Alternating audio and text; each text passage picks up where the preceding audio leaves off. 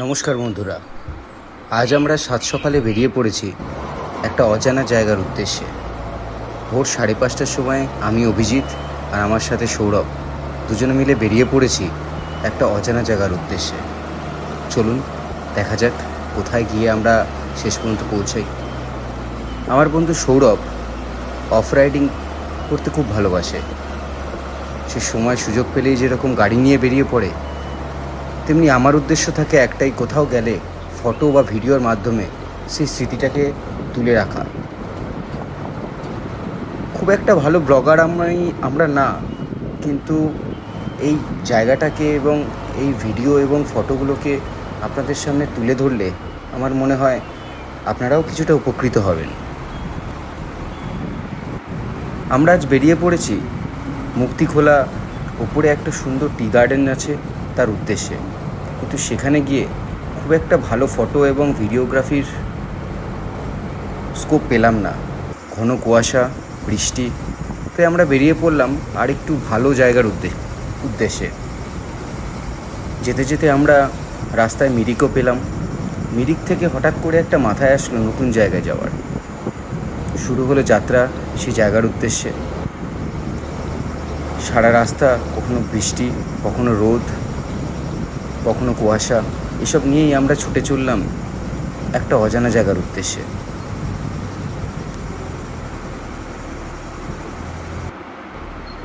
শেষ পর্যন্ত আমরা পৌঁছলাম তাবাকোশি নামক একটা জায়গার উদ্দেশ্যে। আপনারা যদি মিরিক গিয়ে থাকেন বা মিরিক গুগলে সার্চ করেন, সেই মিরিকের ট্রাফিক পয়েন্ট থেকে আপনারা যখন বাঁদিকে ধীরে ধীরে এগোবেন, কিছুটা দূর যাবার পরেই হাতের ডান দিকে একটা নিচের দিকে রাস্তা নেমে যাচ্ছে। ওখানে বড় করে একটা সাইনেজও দেওয়া আছে তাবাকোশি লেখা। আমরা সেই রাস্তার উদ্দেশ্যেই এগিয়ে গেলাম। রাস্তা কিছুটা অফ রোড, কিন্তু যাওয়া যাবে।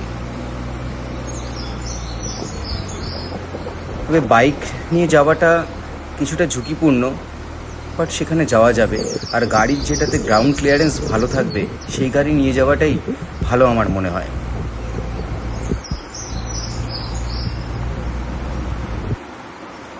কিছুটা জোর করেই আমরা নদীর মধ্যে গাড়িটাকে নামিয়ে দিলাম, জাস্ট মজা নেওয়ার জন্য।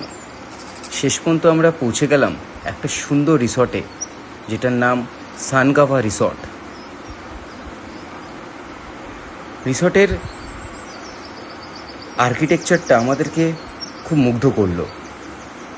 জায়গাটা খুব সুন্দর, পাশে একটা পাহাড়ি নদী বয়ে গিয়েছে। এই ছোট্ট গ্রামটার নাম তুকড়ে।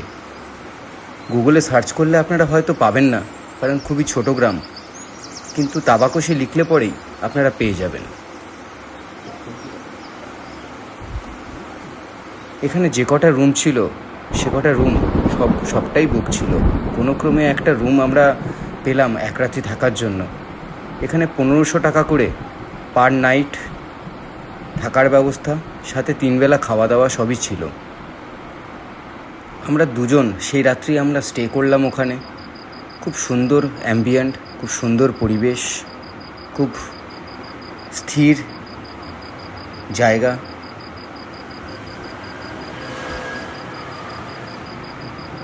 এখানকার মিস্টার ভুটিয়া এবং তার ওয়াইফ এই সানগাভা রিসর্টটা চালনা করেন। তারা খুবই কোঅপারেটিভ, ওয়েল বিহেভড, এবং তাদের হসপিটালিটি খুবই আমাদেরকে মুগ্ধ করেছে। পরের দিন ভোরবেলা বেরোনোর সময় ছোট করে একটা ড্রোন শ্যুট করি। আশা করি আপনাদের ভালো লাগবে জায়গাটার ব্যাপারে। ভালো লাগলে লাইক এবং সাবস্ক্রাইব অবশ্যই করবেন। ধন্যবাদ। Carved through the hills like a river to nowhere.